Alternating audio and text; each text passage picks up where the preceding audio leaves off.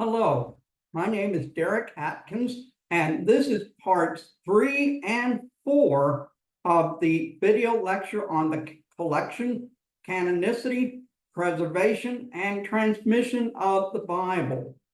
This video lecture is for the course Theology 1 at the East Asia School of Theology.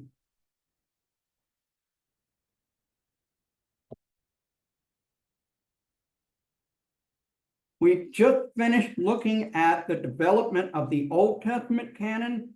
Now let's look at the development of the New Testament canon.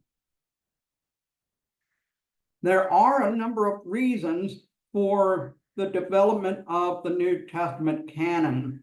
The first reason for the collection and preservation of the New Testament is that it is apostolic in nature.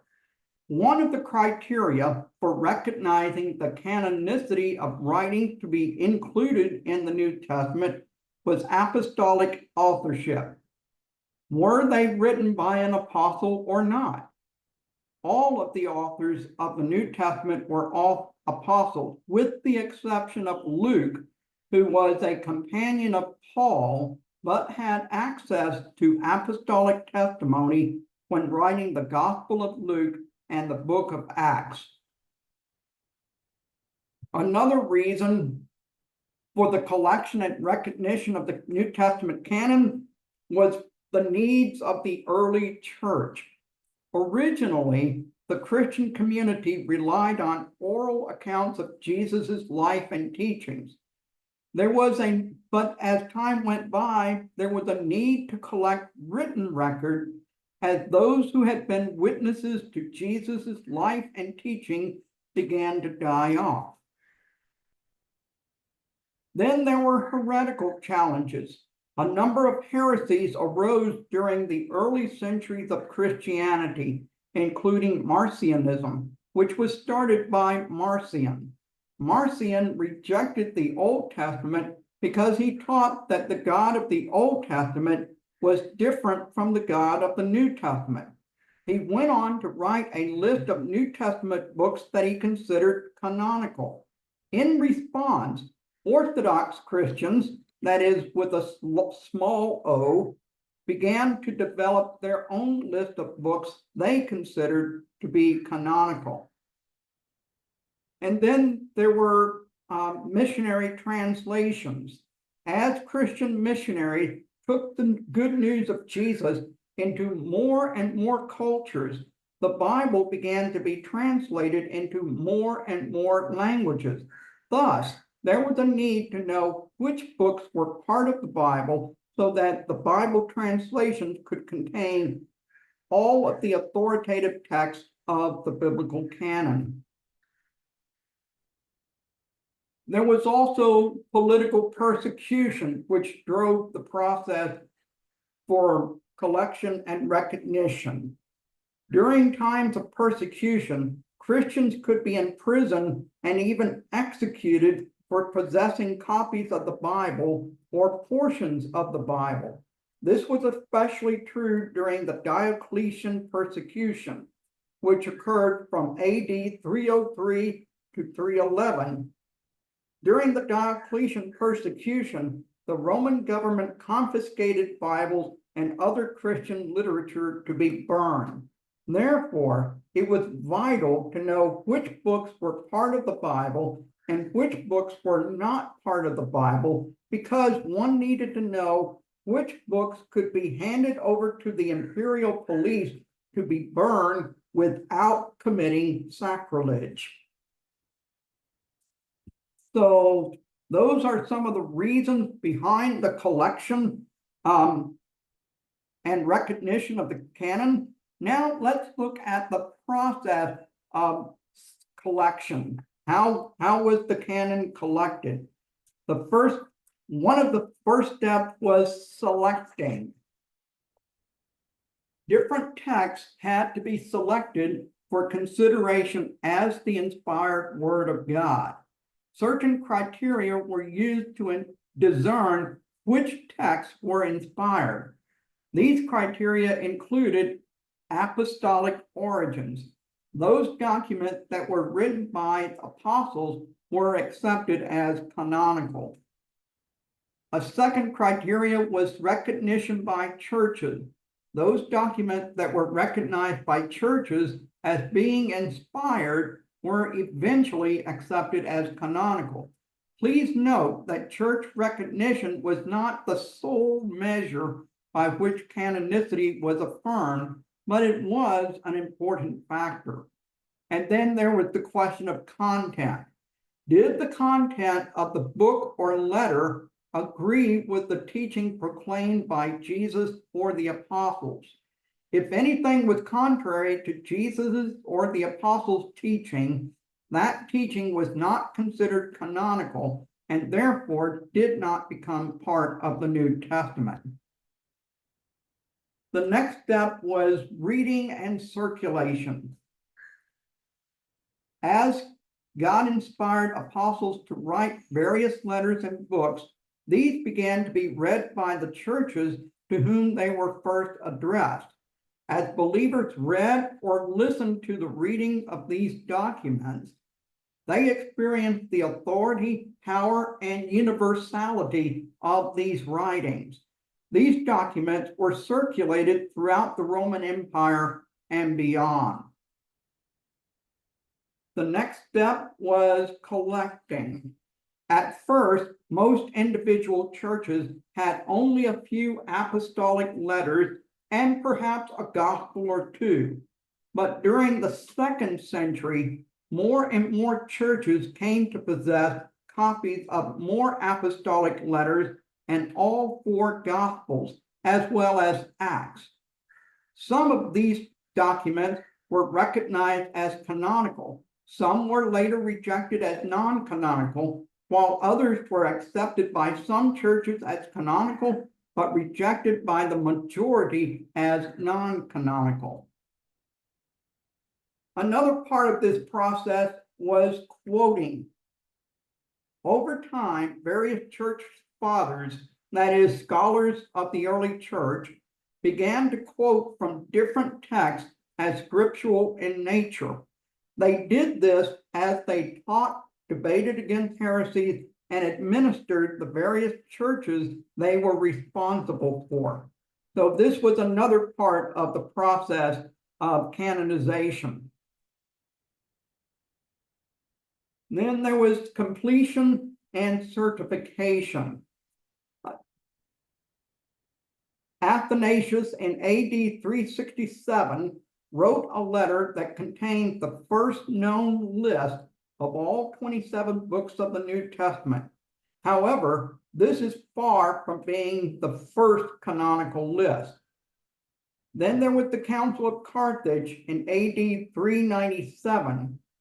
One of the achievements of this church council was the publication of a list of the 27 books that the church recognized as genuine scripture. So let's look at what books were included in the New Testament canon and which books were not. So there were 20 books that were included in the New Testament that were unquestioned. But then there were 7 other books that were questioned, but ultimately included in the New Testament canon. These include Hebrews, James, 2 Peter, 2nd and 3rd John, Jude, and Revelation. But there were certain books that were excluded from the New Testament canon. There were excluded pseudepigrapha, which were the Gospel according to the Hebrews and the Acts of Paul and Thecla. There were also epistles that were excluded, and there were a bunch of these, including Pseudo-Barnabas, Clement of Rome to the Corinthians, the 2nd epistles of Clement, the Didache, or the teaching of the 12, to the Laodiceans, Polycarp to the Philippians, 7 epistles of Ignatius, and the Apocalypse of Peter.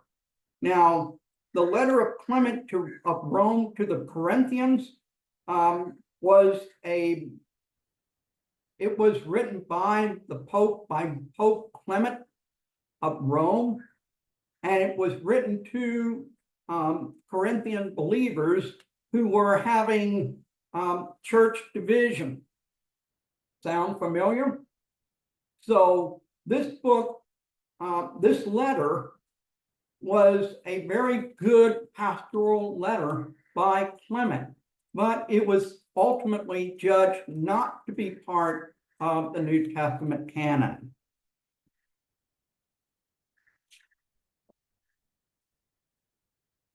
The next step, so let's summarize the process of canonization, or the transmission of God's word. The transmission of God's word begins with God himself. That's because God is the author of the entire Bible. The transmission of the Bible came through the prophets and the apostles. The Bible was written by the prophets and the apostles who were chosen and prepared by God himself. This includes God's providential hand in directing the location and circumstances of each author's life. The transmission of the Bible continued as God inspired his chosen authors. God inspired each of his chosen authors to write down the message he gave to each person. The exact process is not known. It could have been through audible dictation. It could have been through God's voice speaking within the prophets or apostles' own spirit, or it could have been by some other means. An amanuensis or secretary could also have been part of this process. But the bottom line is that God inspired these men in such a way that the words they wrote were the very words of God. Then we have the process of copying and circulation of the original autographs. Copies were made of the initial autographs and sent to various communities, such as diaspora Jews or early churches, where they were read, providing the people of God with instruction and encouragement. Then came the recognition of canonicity. Various Christian communities began to recognize these various documents as God's inspired word, as they affirmed its authority, prophetic and apostolic authorship, its truthfulness, its power, and its universality. As they did this, the books that are now part of today's Bible were recognized as the inspired, authoritative word of God. Then we have the transmission of the Bible from generation to generation through copying and preservation. Once the Christian community definitively recognized which books were part of the Bible, the process of copying continued. During the Middle Ages, this was primarily done by monks working in monasteries who devoted years of their lives to this work. Then there was the collection of manuscripts. As Christianity spread throughout the Mediterranean and Middle East, more copies of the Bible were written, and people began collecting these copies. Currently, there are approximately 5,800 Greek manuscripts of the New Testament, together with 10,000 Latin manuscripts and 9,300 manuscripts in other languages.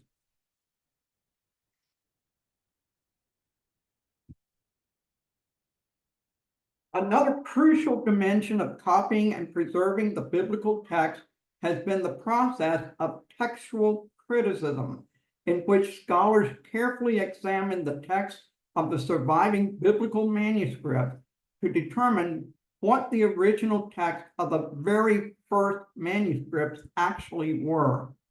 This often involved comparing the text of document from the same passage or book to uncover the exact text of the original documents themselves.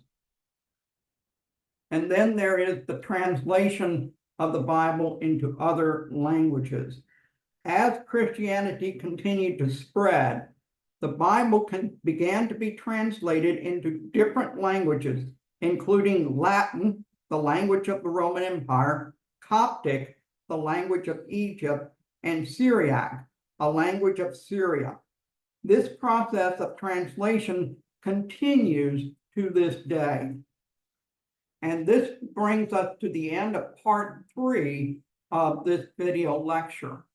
We will begin part 4 shortly, but if you wish to pause the video and take a break, please do. Otherwise, we will now continue on to part 4 of this video. This is part 4 of the video lecture on the collection, canonicity, preservation, and transmission of the Bible. So we're now talking about textual criticism. And textual criticism deals with the question, how do we know that the Bible we have today is what was actually written? So this is an important step in the process of preservation and transmission of the Bible. So let me mention some key terms with regard to textual criticism. So there's the term textual criticism itself. Textual criticism involves putting the puzzle pieces together to reconstruct the original autograph. Textual criticism is the science that compares all known manuscripts of a given work in an effort to trace the history of variation within the text so as to discern its original form. Then there are autographs. Autographs are the original manuscript from which all subsequent ones have been derived.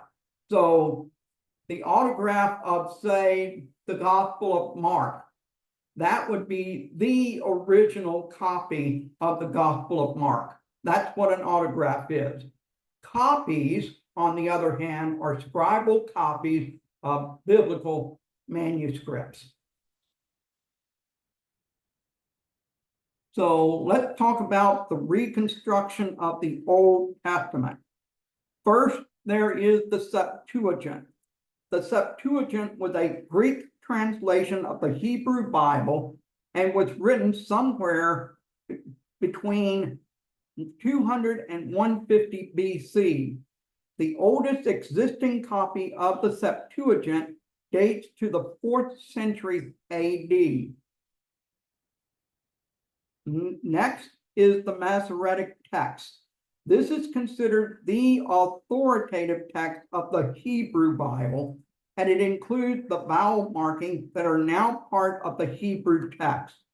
The oldest known copies of the Masoretic text is the Leningrad Codex, dated to around AD 1008. Prior to the discovery of the Dead Sea Scrolls, the Masoretic text was the oldest known copy of the Hebrew Bible. Then we have the Dead Sea Scrolls at Qumran. The Dead Sea Scrolls were discovered in 1946. From 1946 to 1956, approximately 950 different manuscripts were discovered. The Dead Sea Scrolls include parts of the Hebrew Bible, parts of the Apocrypha, and a number of sectarian texts. Every book of the Hebrew Bible, except for Esther, has been found among the Dead Sea Scrolls. The importance of the Dead Sea Scrolls in Old Testament reconstruction lies in the fact that they confirm the accuracy of the later Masoretic text and therefore help confirm the composition of the Hebrew Bible.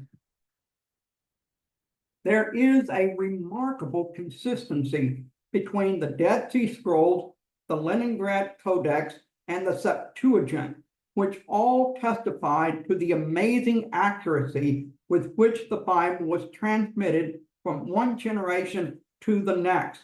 All of this gives us very good confidence that the Bible we have today is indeed essentially the same as the original autograph of sacred scripture. Now let's look at New Testament textual criticism. Part of the process of Bible translation is textual criticism, in which Bible scholars carefully examine existing manuscripts of the Bible to discern which manuscripts are likely to be the closest copies of the original autograph.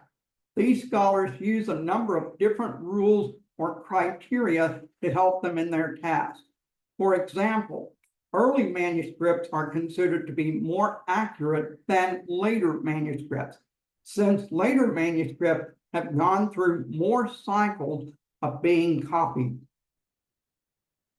To better help them in their work of textual criticism, Bible scholars divide the existing manuscript of the New Testament into three different families of texts.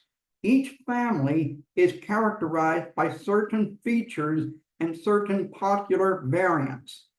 There are three different textual families: the Alexandrian text, the Western text, and the Byzantine text.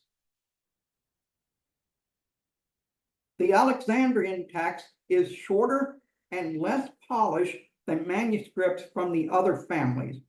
Of about 6,000 surviving manuscripts, about 30 or so are in the Alexandrian family. The earliest surviving Alexandrian manuscript date to about AD 200. Modern translations of the Bible, such as the ESV, use a Greek text based on the Alexandrian text. The Western text often paraphrases and adds to the Alexandrian text. The Western text is quoted by 2nd century AD writers such as Marcion, Cassian, Irenaeus, and Tertullian. And then there's the Byzantine text. After the Diocletian persecution of AD 303 to 311, there was a need to replace manuscripts that had been destroyed during the persecution. Lucian of Antioch created a new manuscript based on a number of Western texts, which became the first of the Byzantine texts. Approximately 95% of surviving manuscripts are from the Byzantine family. Now, let me give a word about the Textus Receptus. The Textus Receptus is a Greek New Testament that was used to translate the Bible into various vernacular languages, that is, languages other than Greek or Latin, during the Protestant Reformation. The Textus Receptus was first put together by Erasmus, a Dutch theologian, who used about 8 Greek manuscripts to prepare the Textus Receptus, which was first published in 1516. The Textus Receptus was used by Martin Luther to translate the New Testament into German, by William Tyndale to translate the New Testament into English, and as the base text for the New Testament of the King James Bible, the New Testament of the Spanish Reina Valera Bible, and other Reformation-era translations of the New Testament throughout Western and Central Europe. The Textus Receptus is no longer regarded by scholars as the best tool for translating the New Testament from Biblical Greek into modern languages today. Still, the Textus Receptus was the best Greek New Testament during the Reformation era, and it was used by God as an important tool for Reformation era New Testament translators. Now, let's talk about different types of manuscripts. There are different types of manuscripts on which the Bible was written. These include papyri, which include 70 plus manuscripts. These are documents that are written on a kind of thick paper called papyrus, made from a grass-like material that grows on the side of the Nile River. There are uncials, of which there are 300 plus manuscripts. These manuscripts were written entirely in Greek capital letters. They also had no punctuation mark, so context was necessary for identifying the beginning and end of sentences. And then there are minuscules, of which there are 2,850 plus manuscripts. These manuscripts were written in Greek lowercase letters and had punctuation and spelling and spacing between words. This form of writing began in the 9th century AD. Minuscule manuscripts represent nearly 90% of surviving New Testament manuscripts. Now, sometimes in your ministry, people may ask you, which translation of the Bible should I use? In fact, you yourself may have asked this question at one time or another. So let's talk about different kinds of Bible translations. Here are some key terms in modern Bible translation. The first is version. A version is a translation of the Bible or a part of the Bible. Then there is revision, which is an updated version, an updated edition of a version that has already been published. For example, the NIV 2011 is a revision of the NIV 1984, okay? Because the NIV version was originally published in 1984, and then it was revised in 2011. And then there are paraphrases. A paraphrase is the rewriting of a passage in one's own words. Now, when we are talking about translation, it is important to understand that translation is interpretation. Any translation of the Bible involves interpretation. For example, many words in the original text have a wide range of meanings, two or more of which fits the passage being translated. Which word should a translator use? Although Bible scholars engaged in the work of translating the Bible are very careful in choosing the exact word to use in any given passage, the fact remains that these translators do make decisions on which word to use, and these decisions involve interpretation of either the passage itself or of theological issues raised by the passage. So this is why we say that translation is interpretation. Let's talk about the science and art of translation. Scholars have been translating the Bible from the original languages into other languages for thousands of years.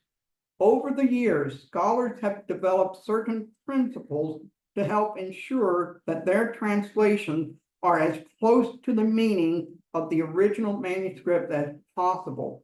The following are a few considerations that make up the science and art of biblical translation. Choosing the right manuscripts. As we saw in our discussion concerning the Textus Receptus, choosing the right Hebrew and Greek text to use when translating the Bible from the biblical languages into modern languages is very important. Care must be taken in choosing the earliest and most reliable manuscripts. And this is one of the reasons why textual criticism is important. Knowing the biblical languages. Bible translators need to know both the languages of the original biblical manuscript and the languages being translated into. This is one reason why it is very important for Bible translators to be very familiar with biblical Hebrew, biblical Greek, and in some cases, biblical Aramaic. Then there are the challenges of linguistic, cultural, and historical distance. The Bible was written from sometime in the 1400s BC until AD 100, literally thousands of years ago. Since then, there have been many changes in languages, cultures, history, technology, etc.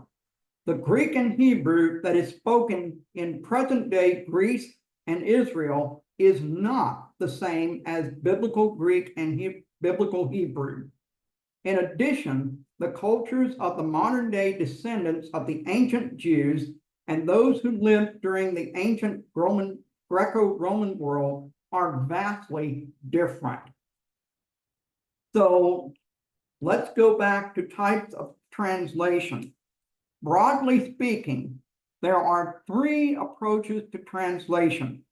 You have the literal approach, or word for word. This approach seeks the exact equivalent, or as close as one can possibly get, for each word in the original manuscript. This approach leads to a very high degree of accuracy, but often results in Bibles that read in a wooden style. There's the dynamic equivalence method, or thought for thought. This approach to Bible translation seeks to make the Bible easier for modern-day readers by giving priority to each thought that is expressed in the original manuscript. Those who use this approach are free in their translations of individual words in an attempt to make the main idea of the text clearer for the reader. And then there are the free or paraphrase approach. This approach goes even further than the dynamic equivalence model, for in this approach, the translator seeks to paraphrase the passage using his or her own words in an attempt to express a given passage, quote, in plain language. Some readers report that paraphrased versions of the Bible read more like novels. And so you can look at this chart and it shows you where different Bible versions fit along this continuum, from word to word, through thought for thought, to paraphrase. So you can look up your favorite Bible version and see where it falls on this continuum.